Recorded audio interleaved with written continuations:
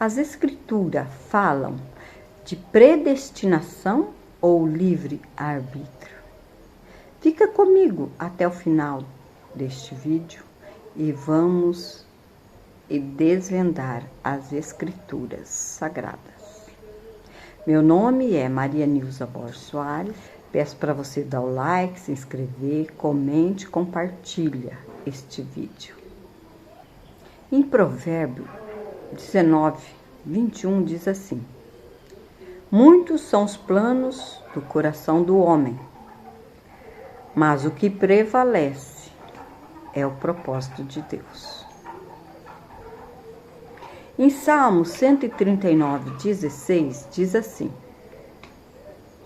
os teus olhos viram o meu embrião, todos os dias determinado para mim foram escritos no teu livro, antes de qualquer um deles existir. Então, dá para entender que viemos com um propósito. Já viemos aqui para uma missão. Você está ali naquela família. Você tem uma missão naquela família. Eu só sei que você não veio aqui para nascer, crescer, se multiplicar somente e pagar boleto. Não, algo muito importante você veio fazer aqui. Tem uma passagem nas Escrituras que nos dá a entender mais ou menos o que é um propósito, uma missão. Está no livro de Esther. Ali, se você ler a história de Esther, você vai ver que é lindo, é uma história maravilhosa. Esther, sua família anteriormente, foi escrava, veio exilada de Jerusalém pelo rei Nabucodonosor. Depois, o rei Ciro conquistou Babilônia e libertou os judeus que havia lá. E ainda deu um decreto que aquele que quisesse retornar à sua terra natal, a Jerusalém, a Israel, poderia voltar. Mas nem todos voltaram, né? Alguns ficaram ali em Pérsia, em Suzã, que era onde estava esta jovem chamada Radassa, porém todos a chamavam de Esther. Esther era um nome persa. E Esther, nesse determinado tempo, o rei Assuero precisava arrumar uma rainha, de sua esposa. Então ele faz um decreto para que todas as belas jovens virgens da Pérsia viessem ao seu palácio para que ele escolhesse uma rainha, a sua nova esposa. Como Esther era muito bela, era jovem, ela foi escolhida para ser uma das candidatas à esposa do rei. E naturalmente, né, com certeza, pelo propósito de Deus, e provavelmente ela tinha uma beleza incomum, ela foi escolhida a ser a rainha da Pérsia, esposa do rei Assuero. E ali se passou algum tempo, o rei Assuero tinha um primeiro-ministro, que era abaixo somente dele, chamado Amás. Aonde ele passava, o povo se curvava a ele. E o tio de Esther, ele não se curvava, ele era judeu, né? Esse primeiro-ministro, Amás, ficou muito irado com Mordecai, tio de Esther, e soube que ele era judeu, não sabia que a rainha era judia. Ele induziu ao rei fazer um decreto para que aniquilasse todos os judeus da Pérsia, 127 províncias. E o rei confiava muito nele, deu o anel e disse para que ele fizesse o decreto que ele quisesse. E ele fez. Num dia determinado, todo o povo que estivesse perto de um judeu mataria o judeu. Seja criança, era para exterminar.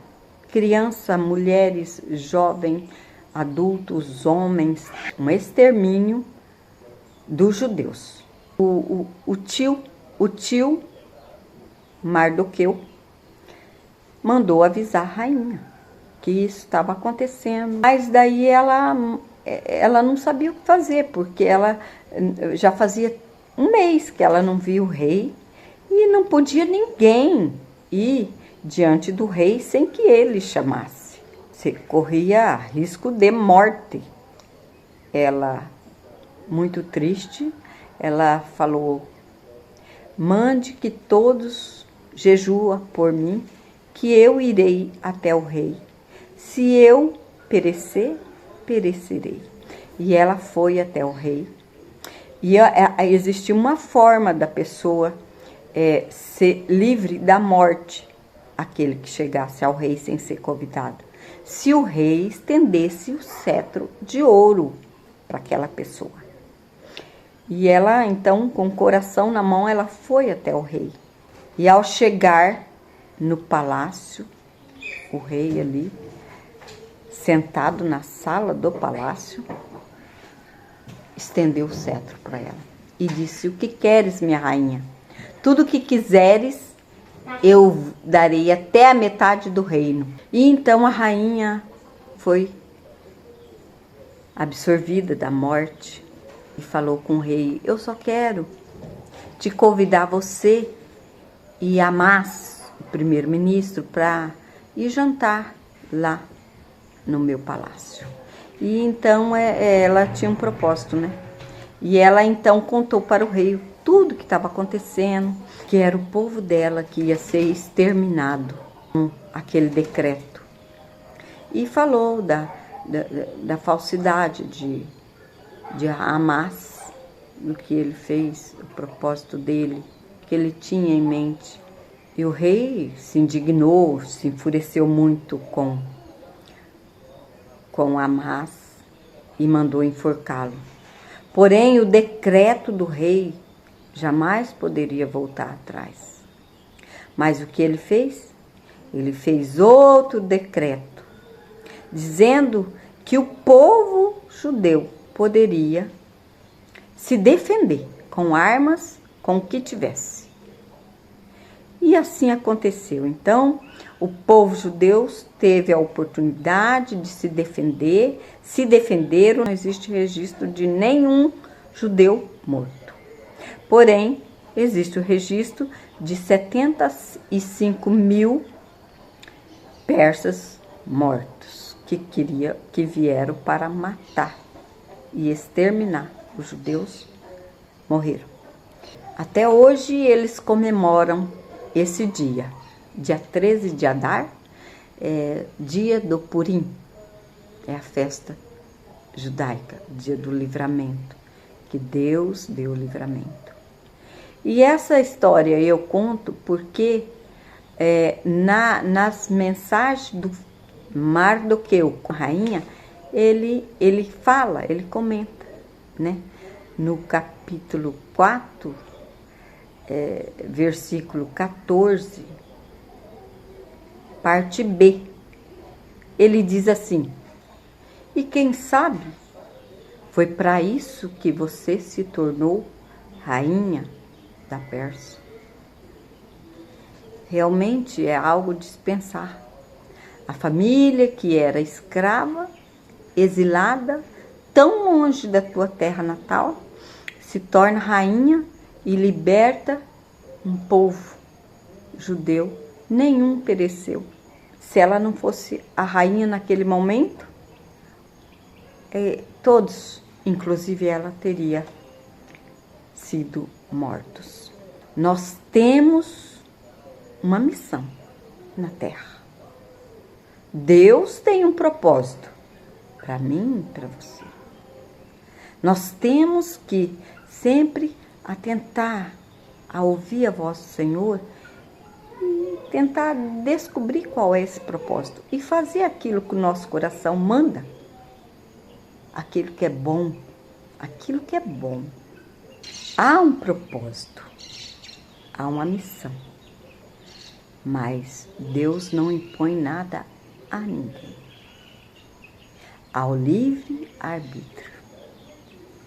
Você veio com uma missão, porém cabe a você tomar o caminho que você quer, o bem ou o mal.